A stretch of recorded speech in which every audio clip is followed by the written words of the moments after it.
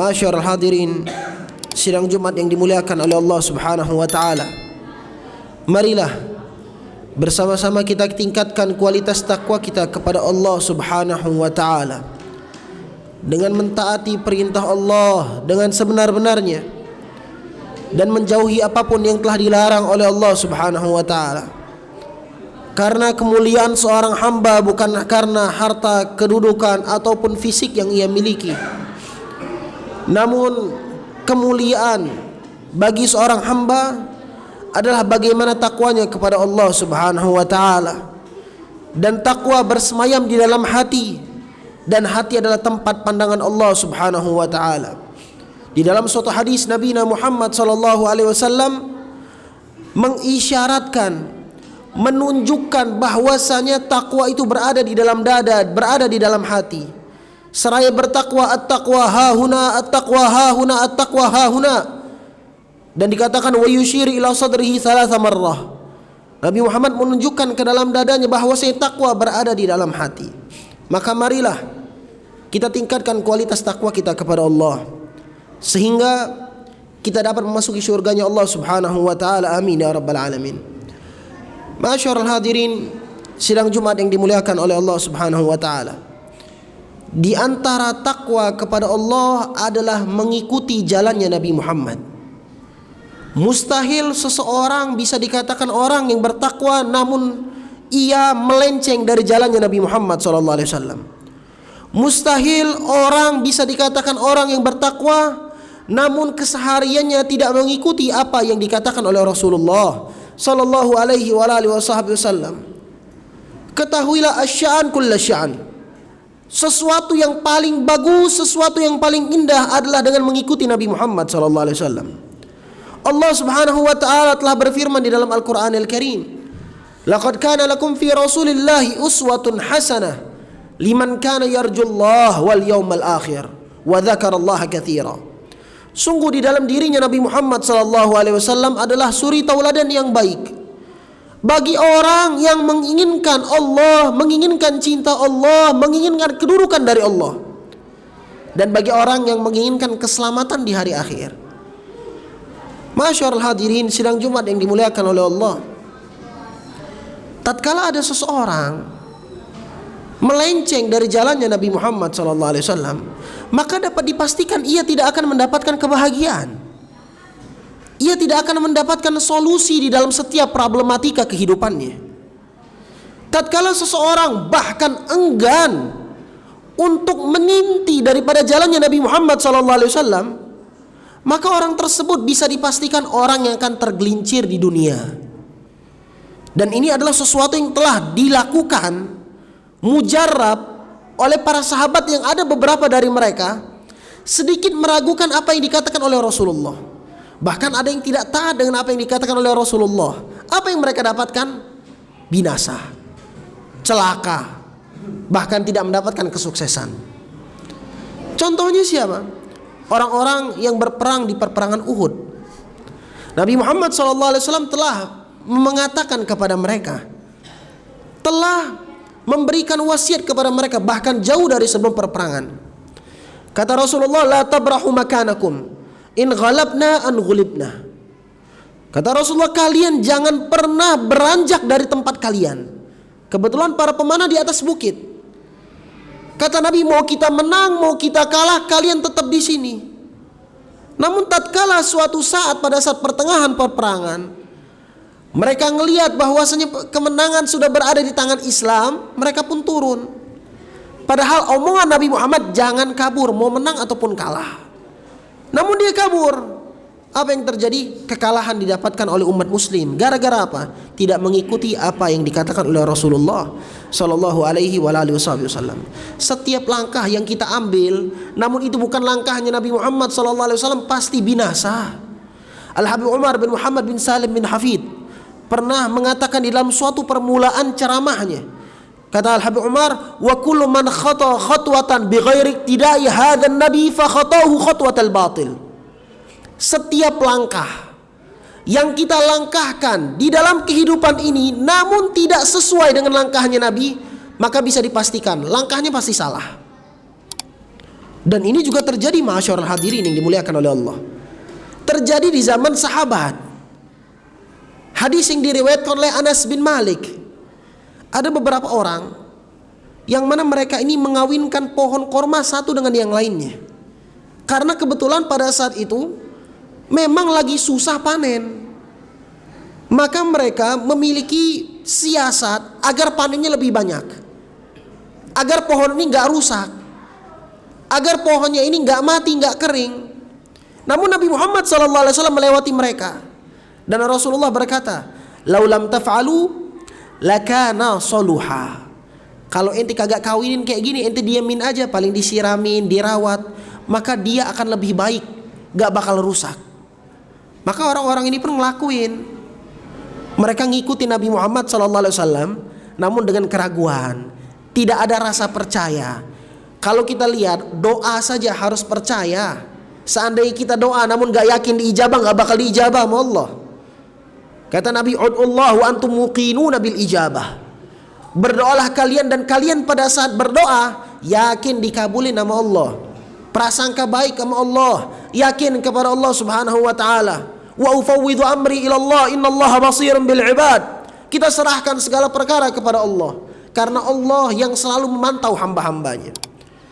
Namun karena tidak keyakinan mereka, fakharaja syisan. Yang keluar, yang ada malah pohon tersebut rusak, hancur. Maka suatu hari Nabi Muhammad SAW melewati lagi tempat tersebut. Kebetulan yang punya kebun ada di situ. Maka Nabi Muhammad SAW bertanya, bagaimana, apa yang terjadi dengan kebun kalian? Mereka pun akhirnya menuduh Nabi Muhammad, menyalahkan Nabi Muhammad SAW. Laqad qulta kadza wa kadza. Engkau waktu itu ngomong harus kayak gini, harus kayak gini, harus kayak gini. Namun hasilnya kayak gini. Apa kata Nabi Muhammad SAW? Antum a'lamu bi amri dunyakum. Kalian lebih tahu tentang perkara dunia kalian. Maksudnya apa? Tatkala kita memiliki keyakinan, namun keyakinan tersebut bertentangan dengan jalannya Nabi Muhammad SAW, sebagaimana Habib Umar mengatakan, khata'uhu khatwatal batil. Langkahnya pasti salah. Walaupun hal tersebut hal yang mustahil, namun kalau itu dikatakan oleh Nabi Muhammad SAW pasti terjadi. Karena Nabi Muhammad setiap kali berkata bukan karena hawa nafsu. Wa ma yantiqu 'anil hawa in huwa illa wahyun yuha. Nabi Muhammad berkata bukan karena keinginannya, melainkan itu adalah wahyu dari Allah Subhanahu wa taala. Apa yang dikatakan oleh Nabi Muhammad terjadi. Walaupun itu sesuatu yang mustahil. Walaupun itu sesuatu yang tidak mungkin. Pada saat perpulangan Nabi Muhammad SAW dari kota Taif, Nabi Muhammad mengatakan kepada orang-orang Quraisy, "Amma antum ya mala'u Quraisy," kata Rasulullah. Adapun kalian wahai orang-orang Quraisy, suatu saat enggak bakal lama, kata Nabi Muhammad, kalian membenci agama yang kubawa, kalian tidak suka dengan apa yang aku bawa, namun kalian akan menjilat ludah kalian sendiri. Kalian akan masuk ke dalam agama ini walaupun kalian terpaksa. Dan benar, enggak lama. Hanya beberapa tahun. Gak nyampe 10 tahun ada kejadian Fathu Mekah. Mereka semua akhirnya masuk Islam di tangannya Nabi Muhammad SAW. Baik lawan, baik yang membenci, baik orang yang biasa saja, semuanya masuk tatkala penaklukan kota Mekah. Maka ma'asyiral hadirin, jika kita ingin bahagia, jika kita ingin mendapatkan solusi, jika kita ingin hidup tenang, kita lihat sahabat radhiyallahu ta'ala anhum wardahum. Jarang kita mendengar sahabat kena penyakit berat. Jarang kita melihat sahabat pusing. Jarang kita melihat sahabat pada saat itu mereka memiliki gundah gelana, sumpek yang berlebihan. Karena apa? Setiap langkah yang mereka lihat, apakah Nabi Muhammad ridha? Apakah sesuai dengan jalannya Nabi Muhammad SAW? Sehingga para aslafun salihun tidaklah mereka melakukan kecuali dilihat dulu Nabi ngelakuin ini atau enggak. Nabi makan ini kayak gimana caranya, tidurnya kayak gimana. Maka mereka semuanya bahagia. Mereka mendapatkan kedudukan baik di dunia maupun di akhirat. Sehingga Imamul Jurdani menukilkan suatu syair. Di dalam kitabnya beliau mengatakan, "Ar-zuhad fi rauhin wa rahah." Aku melihat orang-orang yang zuhud, walaupun mereka dunianya dikit, namun hidupnya tenang, hidupnya tenteram, hidupnya bahagia. Kenapa? Jalan yang ditempuh, jalan yang udah sukses. Jalannya Nabi Muhammad, jalan yang paling sukses. Tinggal kita ikuti, maka kita sukses. Tatkala ada orang ingin berjalan ke dalam suatu perjalanan, dia nggak tahu jalan, dia nyoba-nyoba jalan ini jalan itu, maka yang ada walaupun dia sampai namun lama, walhamdulillah itu kalau sampai. Namun kebanyakan kejadian malah dia nyasar, nggak nyampe ke lokasi, bahkan nyampe ke lokasi yang lain. Karena apa? Dia tidak mengikuti jalan orang yang telah sampai duluan. Dia tidak ingin melalui jalan orang yang telah sukses di jalan tersebut, pengen nyari jalan lain. Sebagaimana kita ketahui, jalan kesuksesan, jalan kebahagiaan, jalannya Nabi. Namun orang yang bertentangan dengan jalannya Nabi bisa dipastikan dia nggak bakal sukses, dia bakal binasa, mau di dunia maupun di akhirat. Kita contohkan, ada seorang sahabat bernama Auf bin Malik al-Ashja'i. Auf bin Malik al-Ashja'i adalah seorang sahabat Nabi Muhammad SAW yang suatu hari anaknya ditawan oleh orang-orang musyrikin. Istri Auf bin Malik al-Ashja'i pada saat mendengar anak yang bernama Salim ditawan, gelisah, guncang hatinya, khawatir, sebagaimana seorang ibu yang memiliki kasih sayang yang luar biasa kepada anak. Sehingga dia pun menyuruh suaminya yaitu Auf untuk datang kepada Rasulullah SAW. Tatkala ia datang kepada Rasulullah dan berkata, "Ya Rasulullah, inna ibni usira wa jaza'atil ya Rasulullah, anakku ditawan, istriku guncang ya Rasulullah, kebingungan. Fama ta'muruna, apa yang kau perintahkan kepada kami?" Harapan di dalam hati Auf bin Malik al-Ashja'i, Nabi Muhammad dapat menolong anaknya dengan berbagai cara, mungkin dengan mengerahkan pasukan, mungkin dengan surat panggilan, mungkin dengan diutus seseorang utusan untuk mengabarkan hal tersebut, atau dengan menebusnya, karena tawanan bisa ditebus. Itu yang harapan Auf bin Malik al-Ashja'i. Namun yang dia dapatkan dari lisan Nabi Muhammad bukan itu. Kata Rasulullah SAW, "Ittaqillaha wasbir, fa inni amuruka wa iyyaha an tuksiru min qawli la hawla wa la quwata illa billahil aliyil azim." Jalan keluarnya kata Nabi Muhammad, takwa sama Allah. Terus kata Rasulullah, perbanyak ucapan la haula wala quwata illa billahil aliyil azim. Kalau kita lihat, ini adalah kalimat-kalimat zikir yang kita lakukan di tempat dimanapun kita berada. Dan seakan-akan Nabi Muhammad SAW nggak menyuruh Auf, ayo ente datangin, ente tebus, ente bayar, enggak. Rasul cuma ngomong takwa, sabar, banyakin la haula wala quwata illa billahil aliyil azim. Namun dengan hati yang sangat yakin kepada Nabi Muhammad. Dia tahu jalannya Nabi Muhammad, jalan kesuksesan. Dia tahu apa yang diucapkan sama Nabi Muhammad itu pasti solusi. Apa yang terjadi? Dia balik ke rumahnya. Istrinya nanya, "Bagaimana ya Auf? Apa yang dikatakan oleh Rasulullah?" Dijelaskan, Rasulullah nyuruh bertakwa, nyuruh sabar, nyuruh banyakin ngucapin la haula wala quwata illa billahil aliyil azim.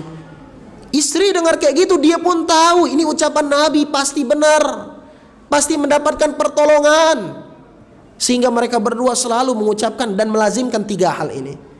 Suatu hari orang-orang musyrikin sedang pesta. Mereka mabuk-mabukan sehingga banyak di antara mereka yang lalai, bahkan tidak sadarkan diri. Anaknya Auf yang bernama Salim melihat ada celah untuk kabur. Dia pun kabur. Gak sampai di situ. Wa yakhrujuhu wa yarzuquhu min haitsu la yahtasib. Dapat plus rizki yang berlimpah dari Allah dari hal yang tidak dia kira-kira. Kenapa dibilang min haitsu la yahtasib? Ayahnya cuma pengen anaknya selamat.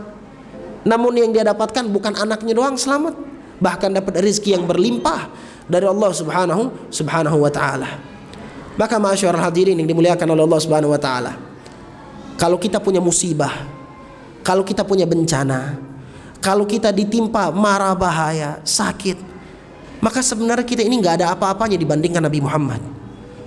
Kalau kita mengeluh dengan apa yang dibebankan oleh Allah kepada kita, maka ketahuilah beban yang diberikan oleh Allah kepada Nabi Muhammad lebih hebat, lebih besar daripada kita.